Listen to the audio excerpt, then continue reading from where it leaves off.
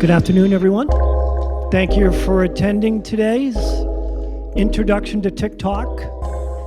Oh wait, is that where we're at? No. I mean, he may talk about TikTok. I'm not sure yet. Just gonna wait one more minute. I have another patron who's just checking in outside, and then we'll start an on time, hopefully beginning. What time is it? 30 nearly. Okay. One more minute. Is that good? Okay, once again, thanks for coming this afternoon. Douglas Crystal is going to cover cybersecurity. I'm going to give the microphone right to him because he knows more about it than I do. Thank you very much, Kevin. As everybody can tell, I'm from East Boston. And actually, my compatriot here is actually, you'll hear from her voice, she's from South Florida, as you'll tell from her voice. So yeah, my background is technology, particularly AI these days. I think everybody has to be in AI, but I've also, I run a software company, and cybersecurity is obviously a really key part of what we do. And Kevin, a few weeks ago, asked if I would come and share some of the information that we share, with some of our employees, and hopefully you'll find some of that useful. We have a couple of videos we'll share, and then afterwards, more than happy to answer any questions. Dr. Gabrielli works at Berkeley, works at Emmanuel, but she specializes in basically teaching professors on how to teach. And again, with AI taking over so many aspects of the world these days, Dr. Gabrielli is actually specializing in sort of AI, and here today, she's here to just give you a little introduction to AI and some of the uses of AI. I understand you've had a little bit of a talk on some artificial intelligence, and with Kevin, we've spoken about, if people are interested, we'll do a deeper talk on AI and what you can do with it. So hopefully this will just give you a little taste of what's sort of happening. And again, Dr. Gabrielli is more than happy to answer any questions later on. Okay, we're good? Okay, so as we talk about different scams, and I'm sure everybody's heard a lot about being scammed in different ways, and it doesn't matter what sort of age you are. It's like I look at my employees, and it's incredible on what they will actually click on. It's and really, if you look, you're behind me here. The main target here is that scammers, or people who are trying to basically extract money really from yourselves, are looking to trick you in some way.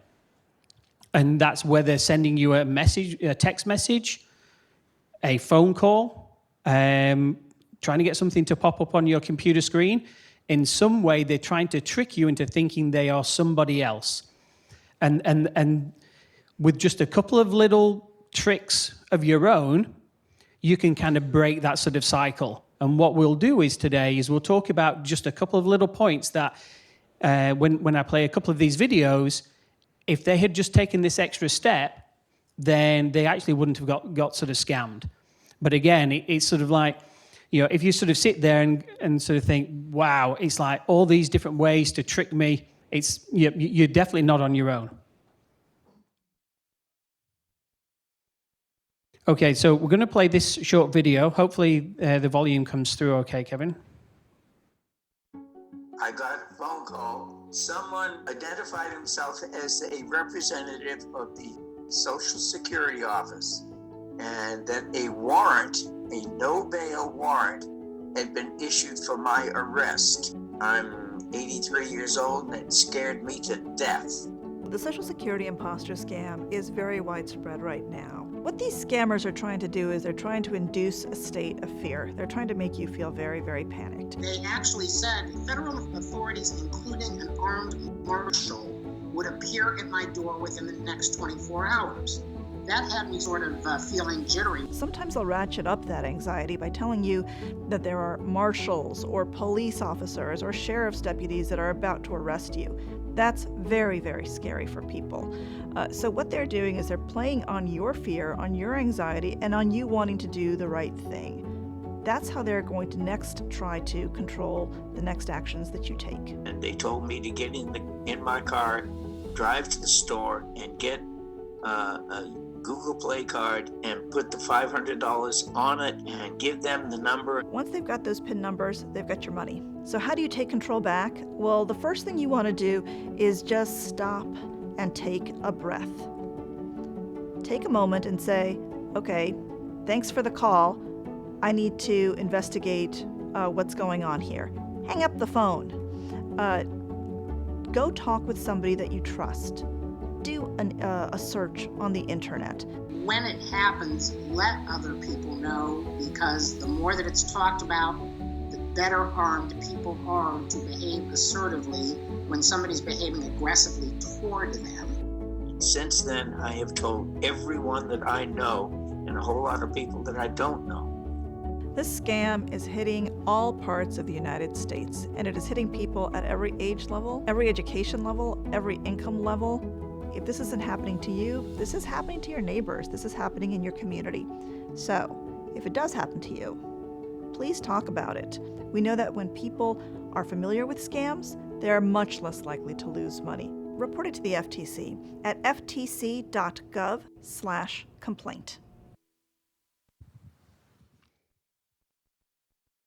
Okay, so with that video, obviously at the end, it's talking about going to the FTC and complaint.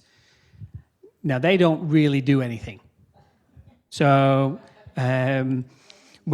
so it's good if there's a high volume of complaints that are going to the FTC, and it is important that they go there. But really, for yourselves, that's not the right advice. So there's a couple of things from this, and I will reiterate these throughout the presentation. The first is she mentioned it, but she didn't labor the point, and that is to break the cycle. So these people are hoping to catch you off guard, make you flustered, and they want you to react in that moment without thinking.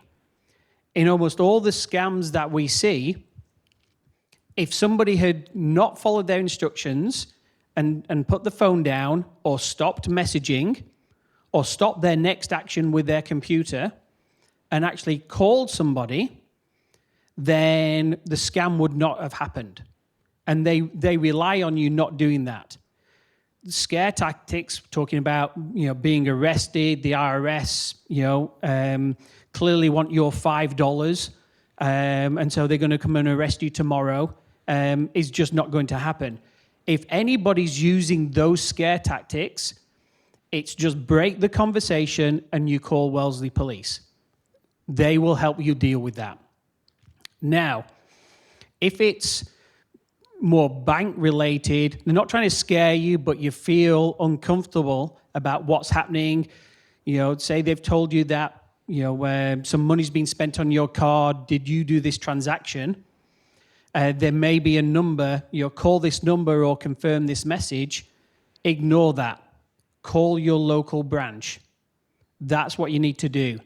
Those two actions there would stop 95% of the scams that happen today. And if you only take away those two items, then I think we've had a good afternoon.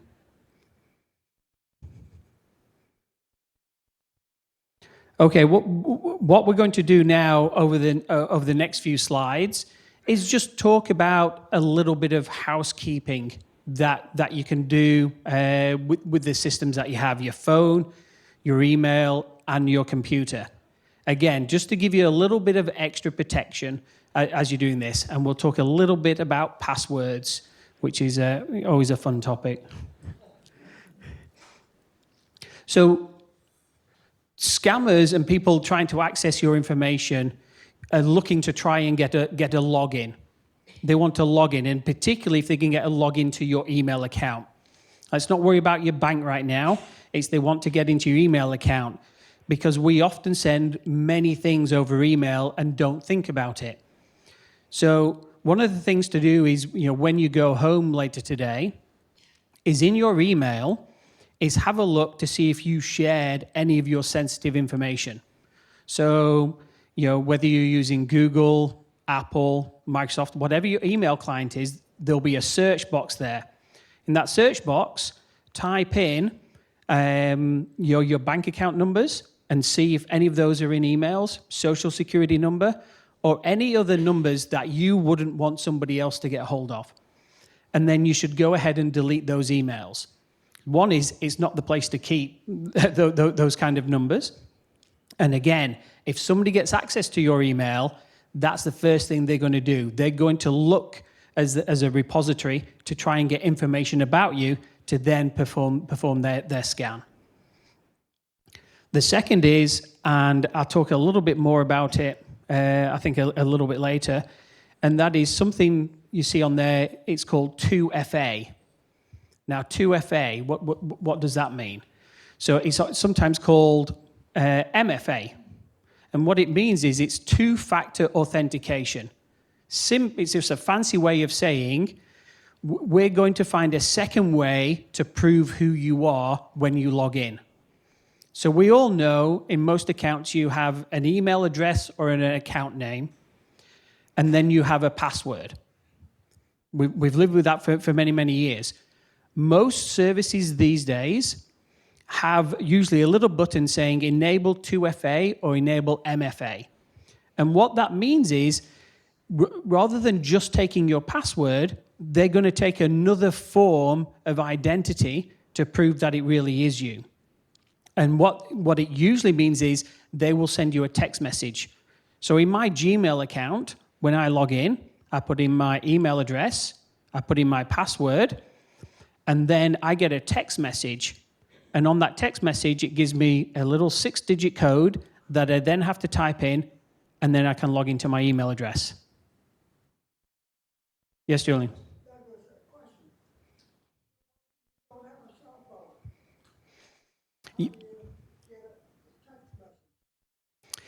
Yeah. So if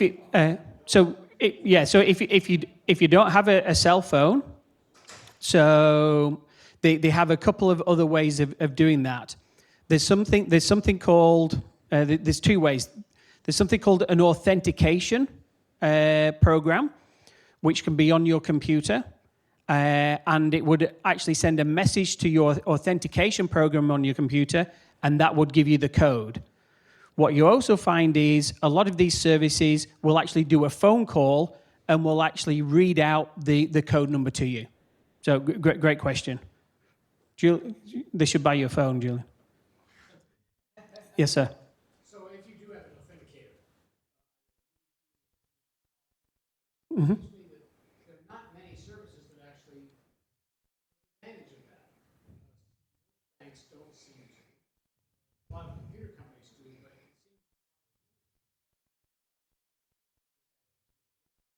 seems. Yeah. So the questions about these applications called authenticator apps. So what we talked about is with the two-factor authentication is the default method of that is usually an SMS message and giving you that code. What's happening today is there's actually a little application that can be installed that will give you that code as well. Now, what the gentleman's sort of asking is that not many institutions yet are making use of these authentication apps. So they're becoming more and more popular, but still not everybody is using those. But either way, most of your accounts should be able to do a text message or a phone message so you can log into your account. And if you look at your bank account and you look at your email account, those are the key accounts that should have two-factor authentication. In fact, I don't know any banks these days who won't at least do an SMS message. Good question.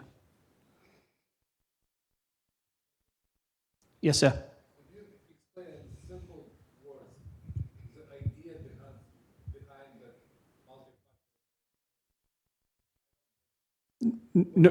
That makes sense. Happy to. So, as you heard me earlier, sort of saying when you're logging into your email address today, into your email account today, you have an email address, and then you have a password.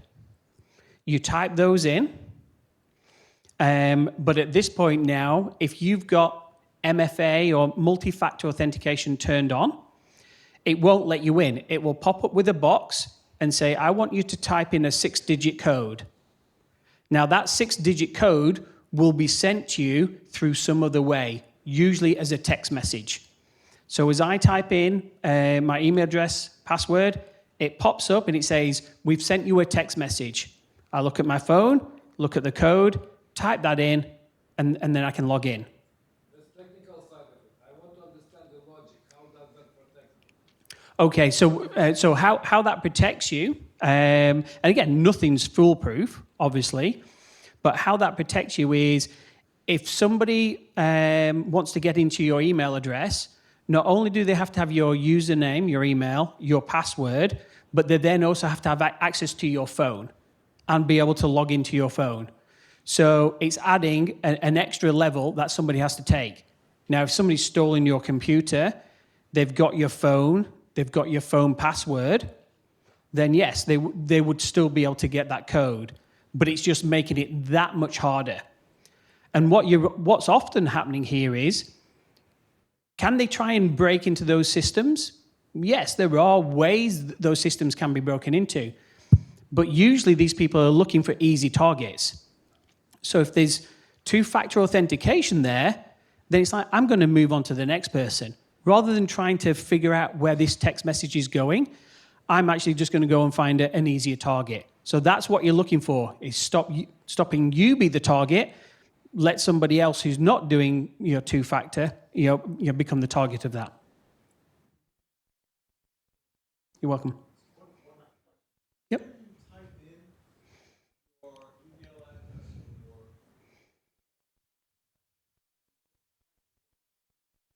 Yeah, so I'm on my web. Say I'm on my web browser. Exactly that. A little bit later, if we have a little bit of time at the end, I can probably show you on my computer where I type my email and password in. But just where you do it today, you do it in exactly the same place, except now there's a little pop-up that comes up and says, you need to enter this additional code. Okay, thank you. Yes, sir. How much do you trust biometric thumbprints and all these types of other authentication? Yeah, so the question is about biometric, thumbprints, doing the facial scans. Again, it's another level of security, and they are, very secure. Can they be beaten? Yes, but again, what we're looking at here is what is the target that people are looking for. So again, if I'm trying to break, if I'm a foreign power trying to break into the power grid or something of that level, then they're going to go and try and use techniques to try and mimic fingerprints. Getting access to your bank accounts and email, again, it's not really worth the effort to actually try and be able to replicate your fingerprint or facial scans. Facial scans, as you probably know with AI, they're having to adapt because people can create very realistic images with AI, and so things like thumbprint are actually becoming a little bit more popular again. But great question, yes, sir. On the facial recognition, isn't that more of a user nicety? In other words, I don't have to remember my password because I can just look at it and it knows it's me and I sign on. Yes, yes, very much so. So the question is about the facial recognition. It's often these days being used as a convenience factor. You will see over time facial recognition being used to log into your other accounts. But today, yes, you're right. It's generally a convenience factor to log onto your computer or as access your mobile phone.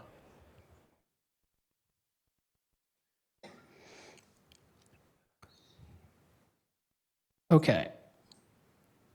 And stop that. What I wanted to just quickly show you, just up on the screen here, is, and I'm just doing this on the iPhone, it can be done on Android. One of the challenges we have is, you're getting bombarded with text messages, with messages saying you've bought this on PayPal, or, you've won a prize, et cetera, et cetera. Those are coming from, unknown numbers. On iPhone and Android, you can actually turn off messages from unknown senders. And this is a great way to stop you getting bombarded with those messages. Now, turning those on, what you do need to do is make sure that your family and friends who you do want to contact you are in your contacts. Or maybe there's some family members you don't want in there, but that's up to yourselves. So that's one thing to remember there. If you don't want to use that, the main providers, AT&T, T-Mobile, etc., they provide spam software that when people report spam phone calls or spam messages, their software will pop up and warn you and say, this may be a spam message. And to install those, if you just go down to AT&T, T-Mobile, they will happily set that software up on your mobile phone for you. If you don't use one of those carriers, there's a third-party service called Truecaller, which is quite a good service. And again, that will pop up and basically do the same thing. While I'm just playing just this video, this is just me, changing the filter on my phone. What I found really interesting, and this really doesn't get any better in one way or another. So I turned off filtering on my phone earlier today to record this video. What was the message I got? Within about 10 minutes. It's saying, auto savings, an updated auto quote is ready for you. To slktext.io, something or other. I haven't done an auto quote. So within 10 minutes of me turning off my filtering, I've already received a spam message that's looking for me to click it. These are the things that they just want you to click it and then pull you in. Yes, question? So, and the bottom of that message says, stop to opt out. Say that alone is not something. Yes. So this is a really interesting question. Is on whether you do reply to sort of stop out. Is great question. Is when you get this, do not reply. Don't do anything with the message. At the bottom, I don't think it shows. So you do not do the reply to stop out, but can you see under there it says report junk? Click that. Now, if you don't feel like clicking anything or you're worried about it, don't click anything and just delete the message. But do not do stop out, because that then puts you on every other list and then you'll keep getting bombarded with the messages. Really good. Thank you for pointing that out.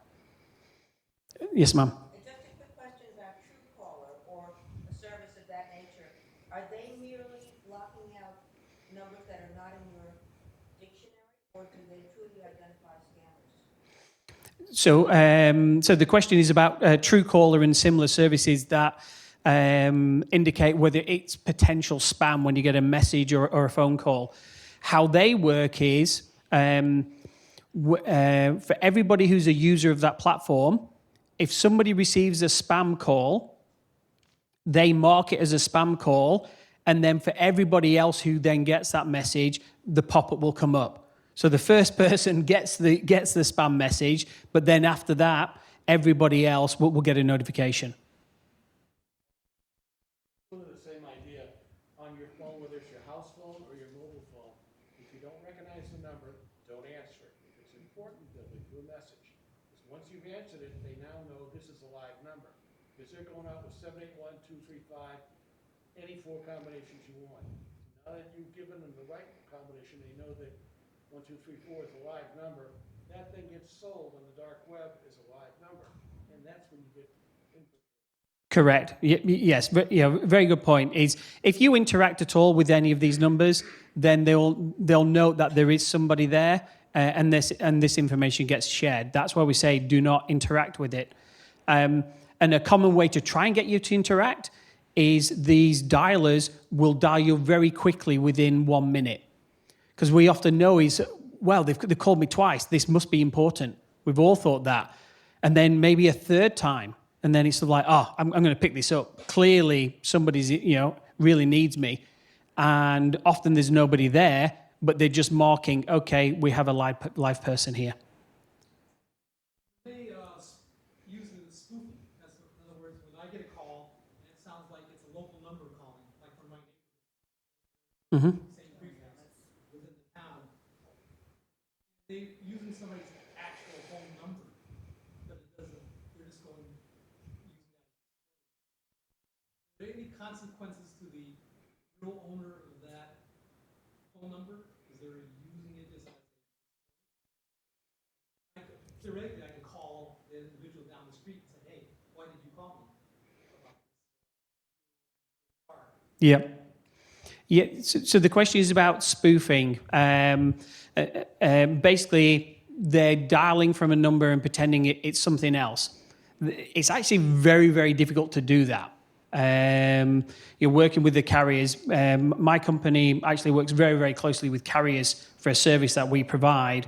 And spoofing is a very sophisticated way of intercepting the telephone signals and sending a new signal. But as far as the consequences, I'm not sure. I'm not sure about that.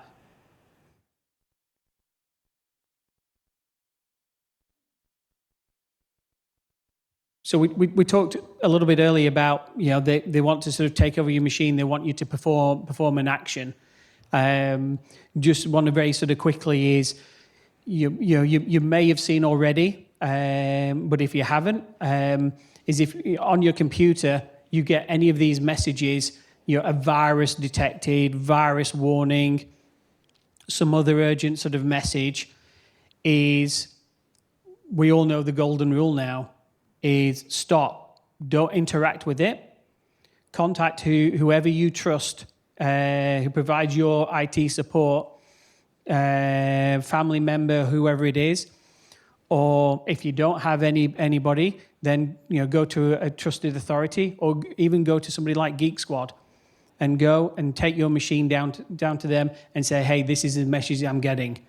If you get this, it already means that they've got into your machine a little bit, but if you start interacting with it, now they might start taking over control of your machine. So you see this, stop immediately. You're not going to be able to fix it yourself. If it's an email, hover over the address. Chances are you'll see a lot of strange characters. Correct. Yeah, that's a really good point. Is that in your email, when you get an email address of somebody pretending to be from Bank of America, is if you hover over where it says Bank of America, it will often tell you an email address, that clearly isn't Bank of America. So really good point. Thank you. If somebody's working with you, and for some reason you've got involved in a conversation, or somebody wants to install software in your machine, obviously it should be no, and you just stop it. But if you are, the softwares that they use to get onto your machine are any of these: TeamViewer, AnyDesk, LogMeIn, GoToAssist.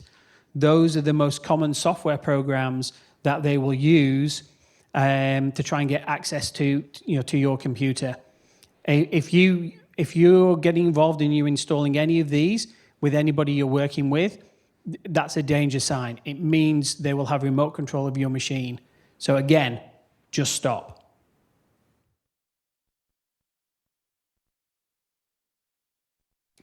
Now let's just talk a little bit about protecting your computer. So a common, well, we'll say common. It's not really common, but you hear it in the news when people talk about ransomware, and typically that's corporations or small companies. And what happens is some software's been installed on your computer and the files are encrypted so you can no longer access them. So a chiropractor just here in Beverly in the North Shore, a friend of mine, she came to use her computer one morning and could not access any of her records. And there was basically a notice on there saying that your files have been encrypted, and she needed to pay $40,000 to get access to her files. Now, she didn't pay it. She did lose all her records. She couldn't afford to pay that, and she had to start from scratch. So she had to contact all her old customers, looking from telephone bills to call them to reestablish her business there.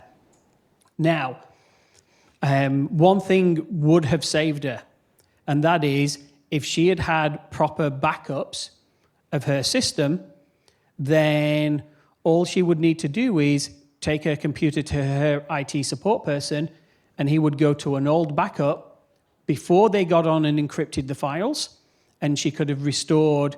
She may have lost a few weeks' worth of information, but she would have got back to her data. And that's what I'm saying here is, on your computer, is you should really be running some backup software if you're storing things on your machine. And I've put some names up there. Acronis is particularly good backup software.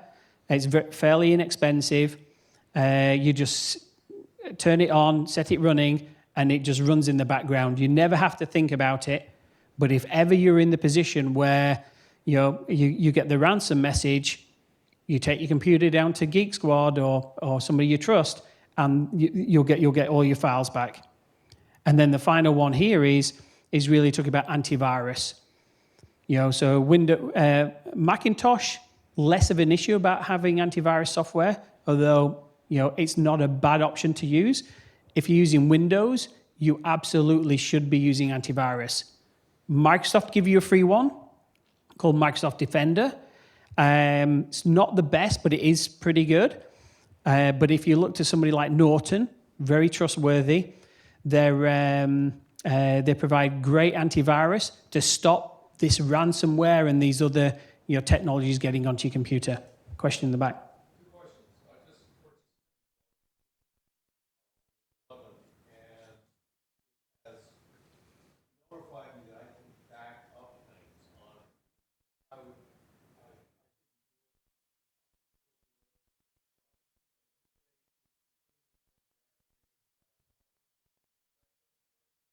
That is correct. So the sort of question statement, I suppose, is when you buy new computers today, this one from Dell, often they provide software that will actually back up your machine at a regular at a regular interval. Usually they become then a paid subscription at some time in the future, but that can also be a good option.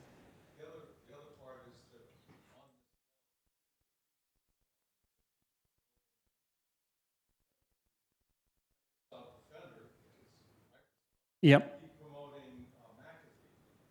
Can I uninstall that and not worry about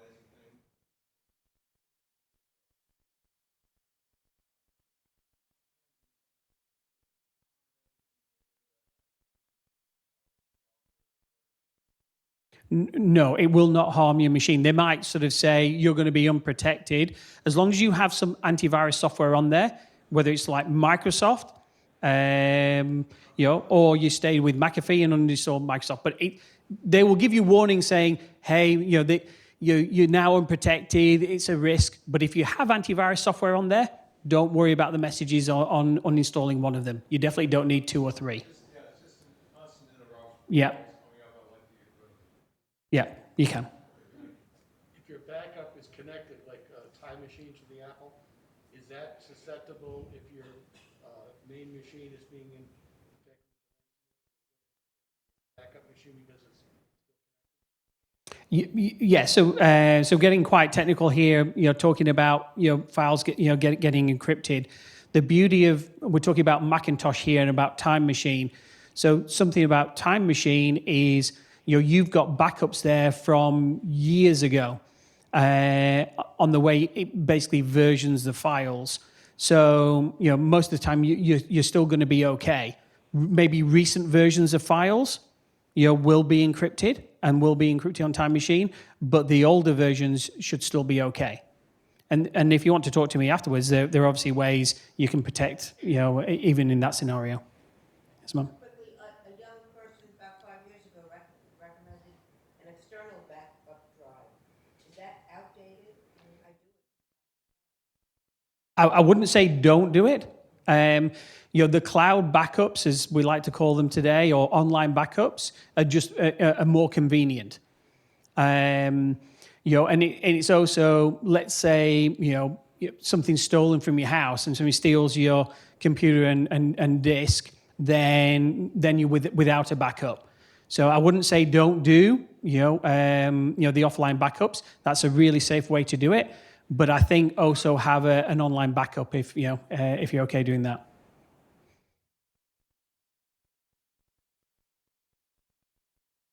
Okay, passwords. So need to move on quite quickly here.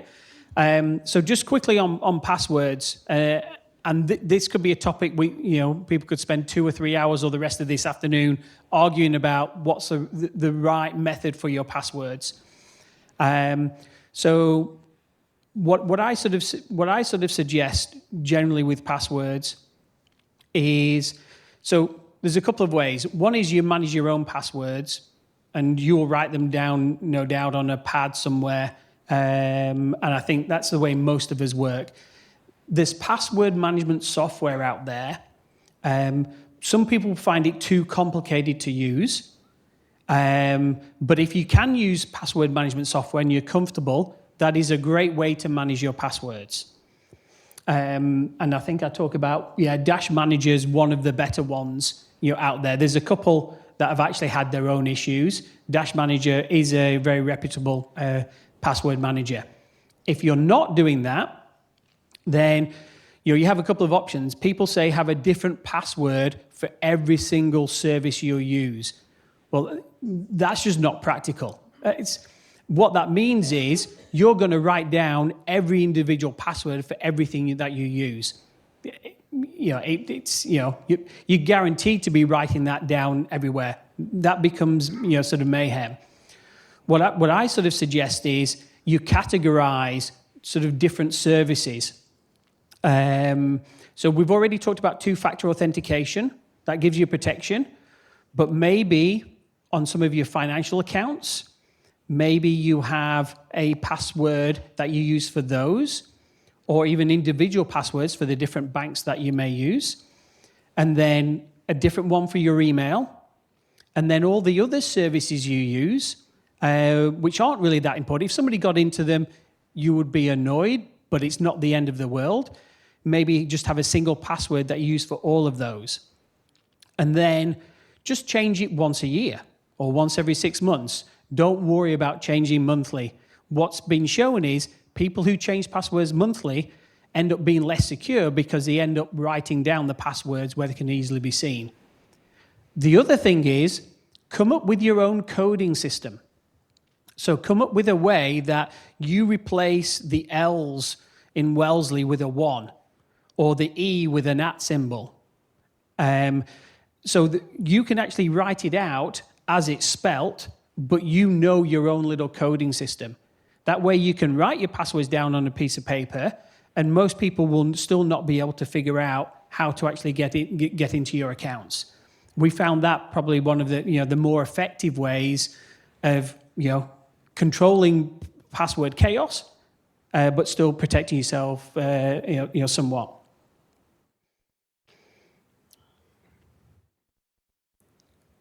Quick thing on skimmers. Kevin talked about it a little bit earlier. Wellesley report talking about skimmers being found at Roach Brothers. There's a bunch of skimmers are really hard to spot. People talk about look at it. Are the keys different? Is it a little wider than it was before? I don't know about you, but going into Roach Brothers, I'm not really looking at the width of the keys or whether they're extra spongy or not. more thinking about how much money they're taking out of my credit card. The one test that has been shown to really work is if you feel suspicious about it or you just want to check, is actually just pull it a little bit. So, like the common ones, if you look up here, this is quite a common one that was put on ATM machines. You can actually, if it feels out, like, okay, this doesn't seem right, is actually you just pull on it. And again, with these covers, if you actually just look, see if there's a lip and just pull it a little bit, that's a great way to test whether there's actually something there, because they don't fit that well and you'll feel some movement. And again, if you're suspicious, then just tell somebody and don't do anything with it.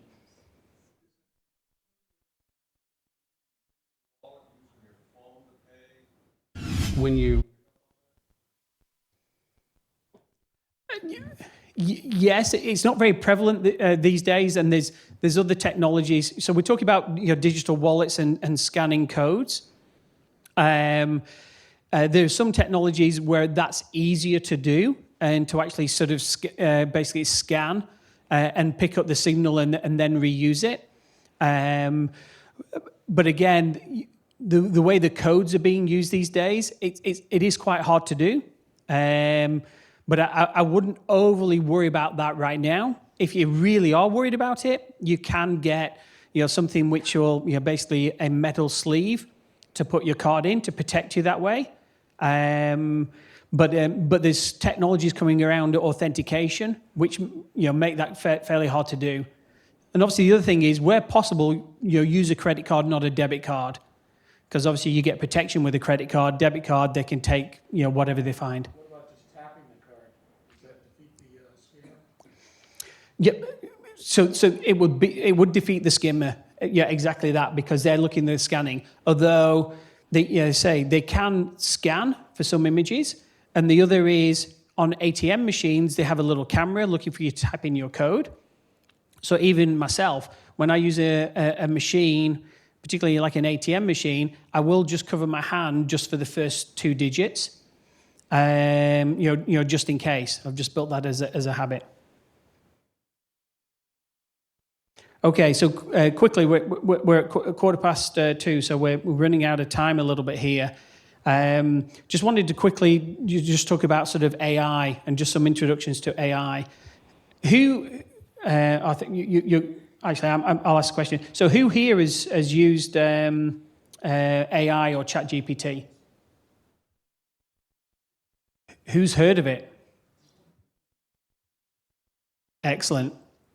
So very quickly is, these are the buzzwords that you hear. Is like you'll hear LLM, ChatGPT, OpenAI, prompt engineering, and we'll do a more detailed sort of talk on this at another time.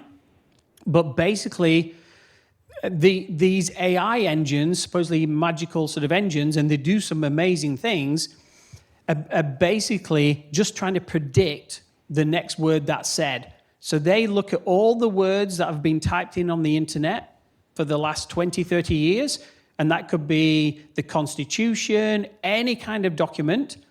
And what they do is, when you sort of say, I want to talk about the history of the USA, what they do is they basically go down and they go to an area where they're storing kind of like the history of the USA. And then what they do is they look at your question and then they try and predict what are the most common words that will be basically delivered next. And I'll give a more detailed explanation of how that works, but that's basically all they're doing. They're just trying to predict what's the most likely next word. Now, because it's done on a huge scale, it seems very magical, and it does deliver a lot of great things. I'm going to hand over to Dr. Gabrielli. Okay, So I have 10 minutes to tell you a little bit about AI, and I live in the world of AI because I teach college students. So everyone in my classroom has a computer in front of them, and whatever I ask them, they type it in, and they tell me whatever ChatGPT or anything is telling them as an answer. So that's my life. I see it, I live with it every single day. But so do all of us. So let me show you some of the ways in which you have been using artificial intelligence maybe without knowing about it. So I'm gonna start with my favorite use, which is in the medical field. It is wonderful how radiologists are using, for example, artificial intelligence, because they are being able to detect a lot of diseases earlier than a medical doctor. So that has a very positive impact on society. We're just talking about fraud. Companies are using artificial intelligence to detect fraud, to know if something happened to your credit card maybe before you realize it. I use Waze all the time because I never know where I am. Does anyone else use Waze here? Okay, so you're using artificial intelligence. So every afternoon when I'm leaving work, my phone knows that I'm going home immediately before I even type it. It asks me, are you going home? Right? Because I do the same thing every day. And it tells me when am I gonna be getting home. That's one of the many uses of artificial intelligence. I shop online. Does anyone else shop online here? Okay, so after you're in the website for a little bit, do you see a little pop-up with someone just trying to help you? Or recommending stuff that you probably like because they know your style and your sizes? Well, that's artificial intelligence. So we live in a world where this is very prevalent and we're around it all the time. I'm gonna ask Douglas in a second. So how do you use AI in your life or in your job? Thank you, Dr. Gabrielli. Yes, so we talked about my company where we're using sort of AI. One of the things we're using AI for is we've developed an artificial agent to basically handle phone calls coming into a car dealership.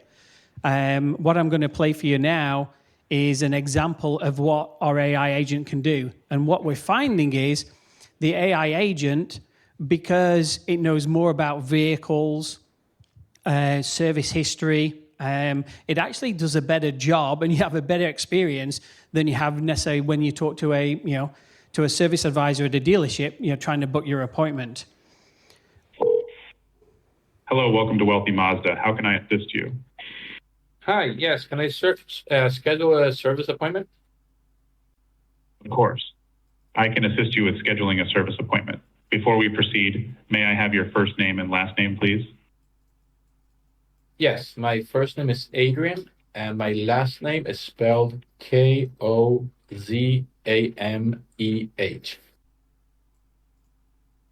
Thank you. Adrian Kozameh, could you please provide me with your phone number so that we can reach you for the appointment? You don't have to say Adrian Kozameh. You can just say Adrian. Apologies for the confusion, Adrian.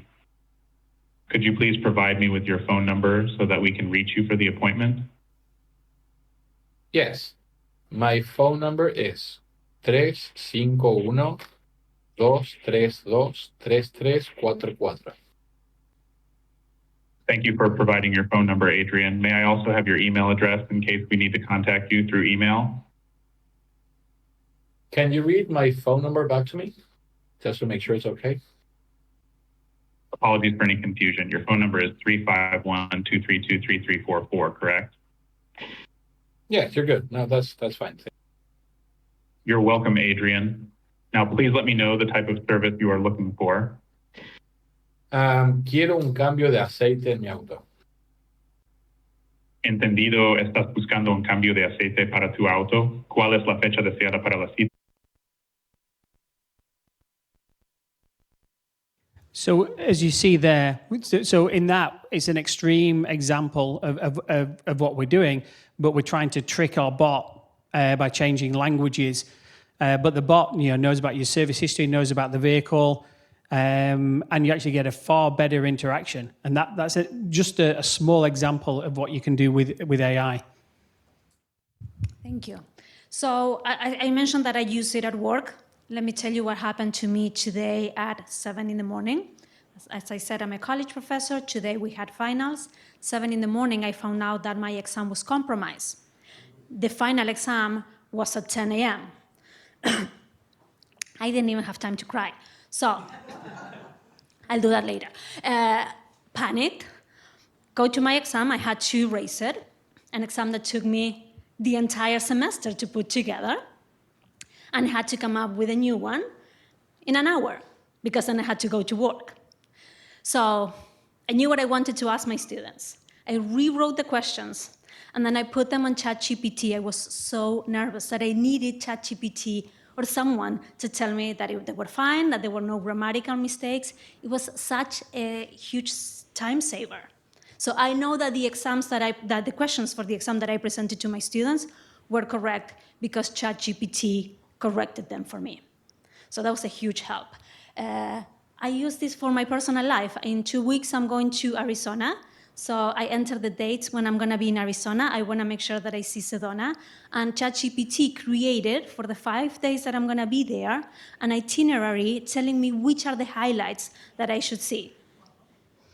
So this is something that anyone can use, right? Yes, that looks like a question. If you were teaching from a published text, could you refer that text to ChatGPT and say, provide me 30 questions? Yes, I could. Yeah, absolutely. So we want to do, so ChatGPT is changing a lot of things, and there's nothing to be worried about. It's changing the nature of work, but hopefully it's going to help us to do a better quality of work, and that's really, really good for us. So do not fear it. It's not going to take our jobs. It's not going to take the jobs of your children or your grandchildren, but maybe they get to spend more time doing something that is meaningful because the repetitive tasks are going to be taken care by artificial intelligence. So we want to do a demo. So should they choose which one, or? You can choose which one, or? Okay. What would you like to see?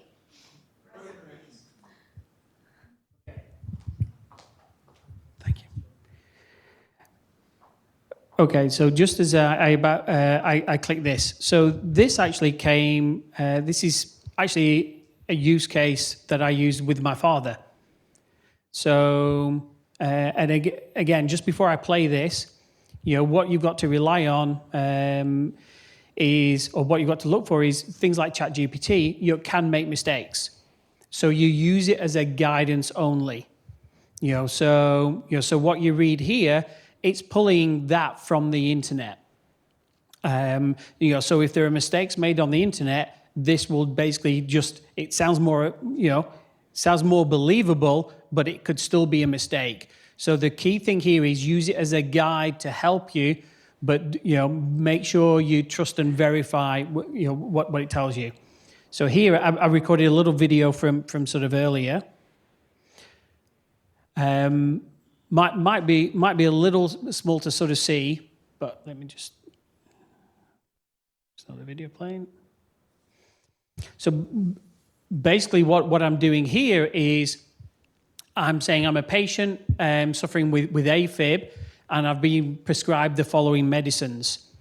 And then I tell GPT that I'm allergic to aspirin, and then I tell it the medicines that I've been given, and then what should I chat to my doctor about.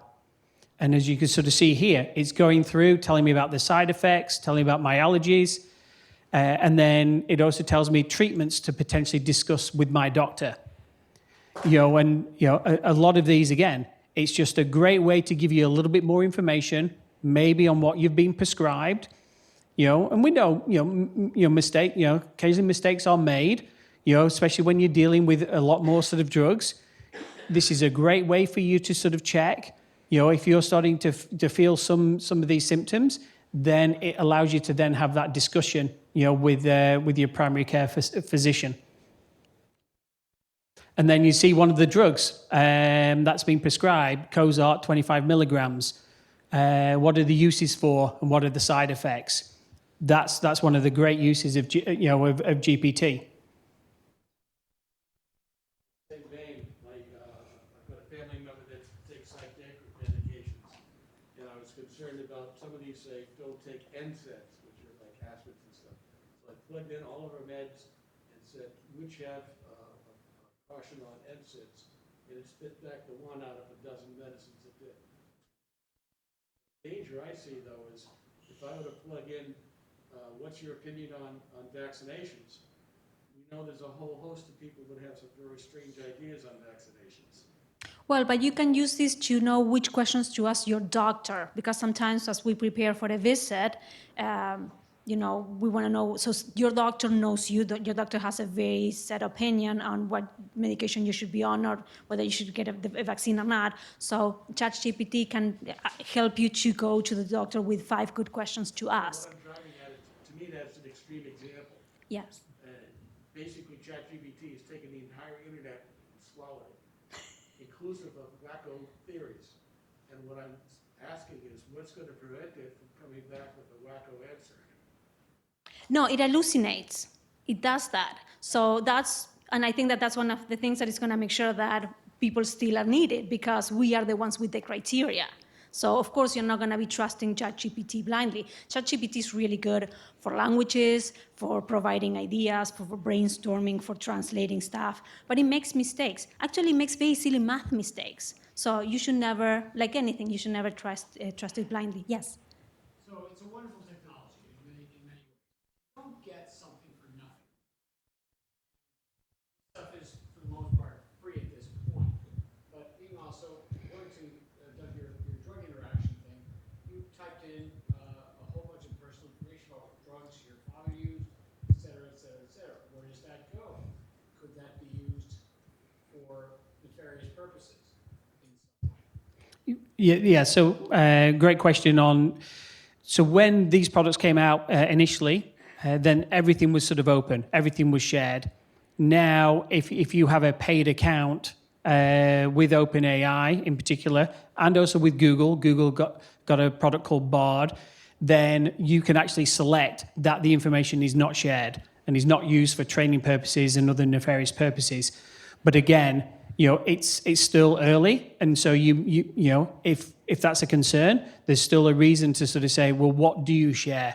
Do you think about anonymizing some of the things? Ask the questions, but maybe anonymize them. So then maybe know you've asked the question, but on my account, that information is not being shared and not being used for training, so it should be getting deleted. Good point. What I found, because I've been doing a little dabbling, is ChatGPT is the workhorse, if you will. There's a bunch of other companies that put saddles on that horse. And there's one that I've been using, I think it's called You or something like that. And I can go to that and I can just use the smart version, which is free.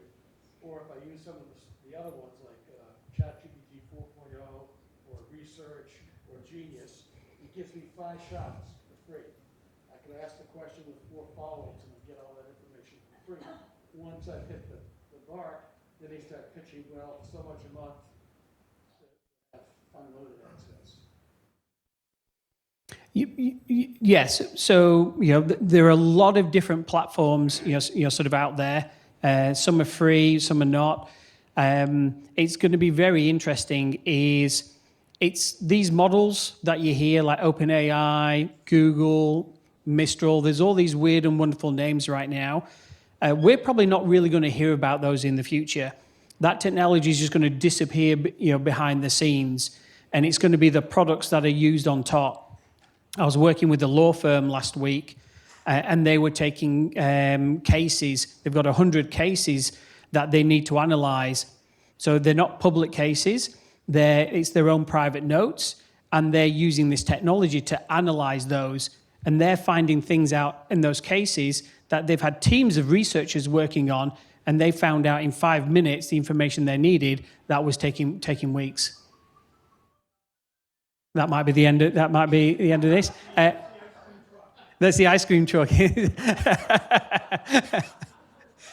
Well, I really want to thank everybody. Take your time. If you don't mind, Yep. before, hold your applause for a sec. Because I'd like to just give a quick story about ChatGPT also. Because when it first came out, and I went to the website, probably like some of you, maybe not all of you, but I thought, wow, this is pretty easy. I'm an expert. And I type things in like, write a poem for my grandchildren, or some simplistic, write a list of songs from the 80s, and I would get this stuff, and I thought, wow, I'm pretty good at this. Until I spent some time with Douglas, and he kind of explained to me how this stuff really works. And by the way, if you're looking to know, is it used locally? Is it used in real time?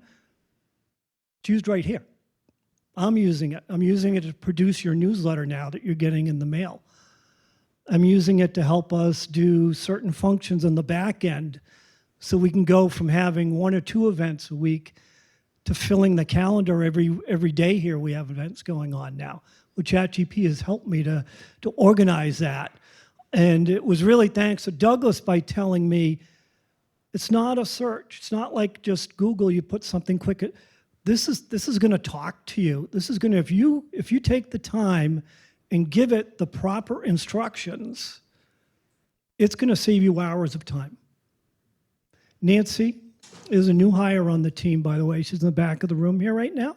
So Nancy will be working with Sarah and I in the future to put together the programming we do for you and the luncheons and everything else that goes on here. But we're so busy.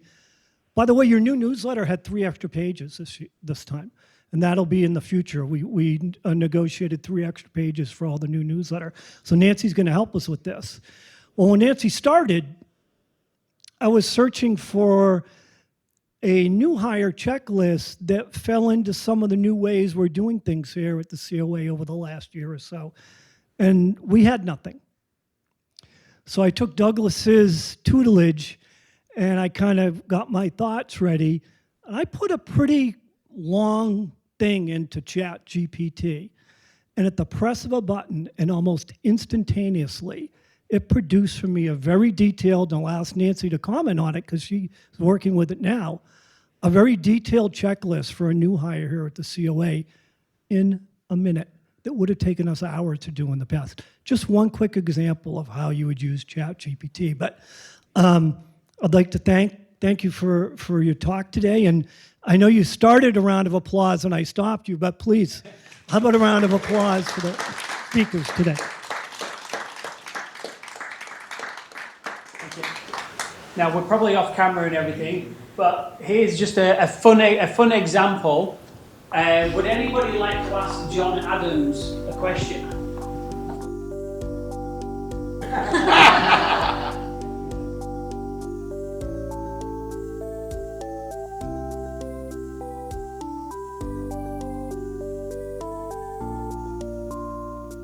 My dearest friend, Abigail, is as steadfast and intelligent as ever. She remains my closest advisor and confidant. Her letters are a continual source of comfort and wisdom.